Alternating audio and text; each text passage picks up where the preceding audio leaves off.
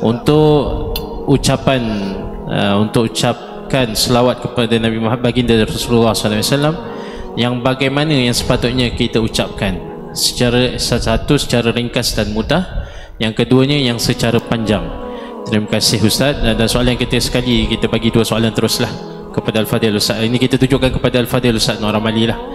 Soalan yang kedua, perlukah maulid dibuat perarakan seperti selalu yang dibuat? Terima kasih. Bismillahirrahmanirrahim. Soalan pertama, bagaimana cara bersalawat ke atas Nabi sallallahu alaihi wasallam? Ya, ada yang panjang, ada yang pendek. Dua-dua warid dalam riwayat-riwayat Nabi Muhammad sallallahu alaihi wasallam. Pernah ditanya, bagaimana kaifa nusalli alaika ya Rasulullah sallallahu alaihi wasallam? Maka dijawab oleh Nabi sallallahu alaihi wasallam, qulu Allahumma salli ala Muhammad wa ala ali Muhammad. Pendek. Ya. Ada setengah riwayat, ada garis panduan umum. Nabi kata sallallahu alaihi wasallam, la tusalli alayya salatal batra, atau kama qala Rasulullah sallallahu alaihi wasallam. Jangan selawat kepadaku dengan selawat yang, kalau ada satu ustaz terjemah, minta maaf cakap, selawat kontut. Selawat apa bahasa Melayu ya, kontut. Selawat yang terlalu pendek, tak sempurna, pendek sangat, iaitu maksudnya tanpa ada diikuti dengan salam. Itu garis panduan.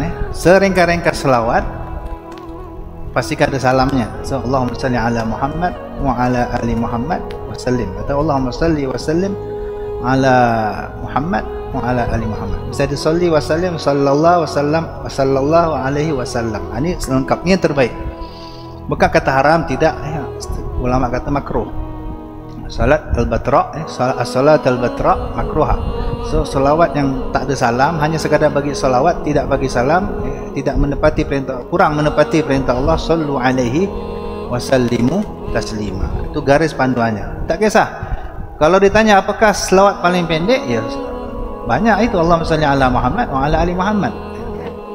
Bagus ada Allahumma salli wa sallim, itu yang terbaik. Tapi nak baca tanpa salam pun boleh, tak ada masalah.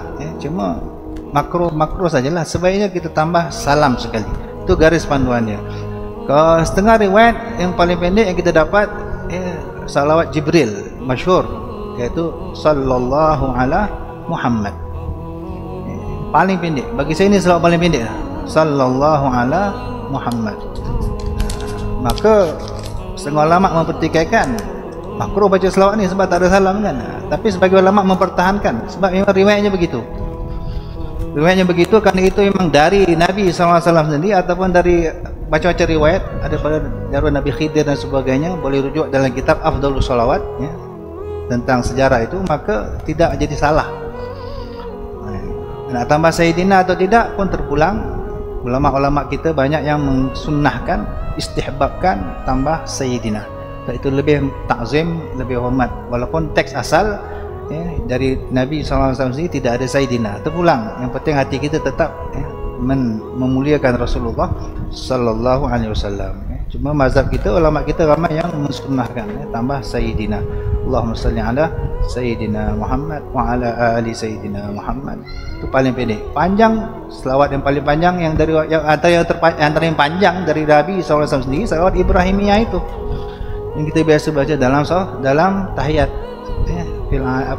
Allahumma salli ala Muhammad wa ala ali Muhammad kama sallaita. Itu pun dikira panjang. Bahkan ada lagi riwayat lebih panjang, ada wa ala azwaji Sayyidina Muhammad wa ala dzurriyyati Sayyidina. Banyak riwayat. Yang penting dua-dua boleh. Yang maksur, yang datang langsung dari Nabi SAW, ada versi panjang, ada versi pendek. Boleh rujuk dalam kitab-kitab salawat.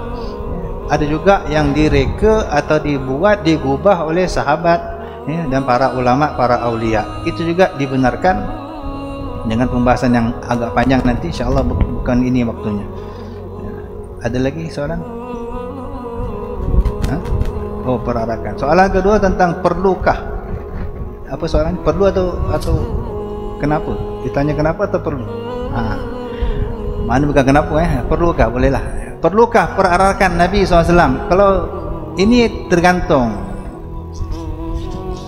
setengah daerah tidak mengadakan, atau setengah ulama tidak membuat perarakan Nabi SAW. Apakah ada dalil? Ada. Perarakan dalam Islam banyak. Di haji, musim haji kita ada berarak dari Arafah ke Arafah ke Muzdalifah. Orang akan berarak dari Muzdalifah ke Mina, orang akan berarak dari Mina ke Mekah dan sebagainya. Itu biasa. Berarak ni tak ada hal, tak ada masalah. Walaupun ada isu bila berarak ni akan menghalang jalan, akan menyebabkan kesesakan lalu lintas. Itu isu-isu yang orang petikaikanlah. Maka setengah ulama dia tak mau. Tapi setengah ulama memandang sudut positif yang lain.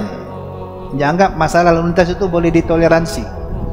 Sebab kalau segi agama yang juga ada perarakan dia, juga menghalang lalu lintas. Dan kita sangat toleransi bab itu. Orang Malaysia masya-Allah tak ada hal pun. Kau agama kau nak berarak, kau punya memang akan mengalami kesesakan lalu lintas. Banyak kali kita terkena kan. Tapi kita sangat toleran, sangat bertolak ansur dalam bab itu. Dan perarakan setengah agama itu satu ibadat bagi mereka, satu ritual. Bagi kita juga boleh jadi ritual atas niat kita yang benar. Tapi semua ulama tak nak menyusahkan orang. Tak apalah, tak payah berarak. Duduk dalam masjid saja, atau duduk dalam rumah saja, atau satu tempat saja, ya. Dan itu masalah yang boleh ditoleran, boleh ditolak ansurkan, boleh dimaafkanlah. Tak jadi isu besar.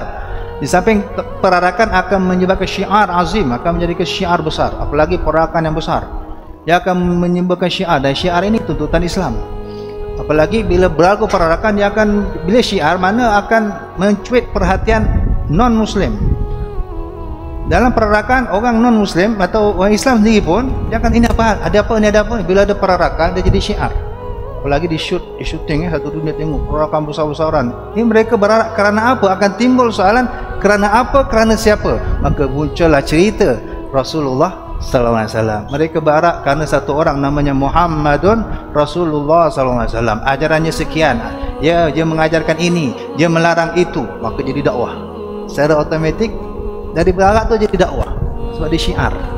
Sangat bagus. Syiar sangat dituntut dalam Islam. Ya. Kita sembahyang jemaah kerana syiar. Boleh sembahyang kat rumah, tapi afdalnya di masjid berjemaah. Lagi besar jemaah lagi afdal, sebab tu syiar. Dia akan mengundang, mencuit perhatian musuh-musuh Islam atau non-Muslim. Dia akan bertanya. Bila mereka bertanya, maka itulah ruang untuk kita menjawab dan berdakwah. Dan ramai orang dapat manfaat dari sebab perarakan itu. Itu salah satu sudut baik dan positifnya. Ya, nak kata perlu tidak, tergantung, terpulang. Ya, tidak ada kemestian, tidak ada ulama kata mesti berarak, tidak.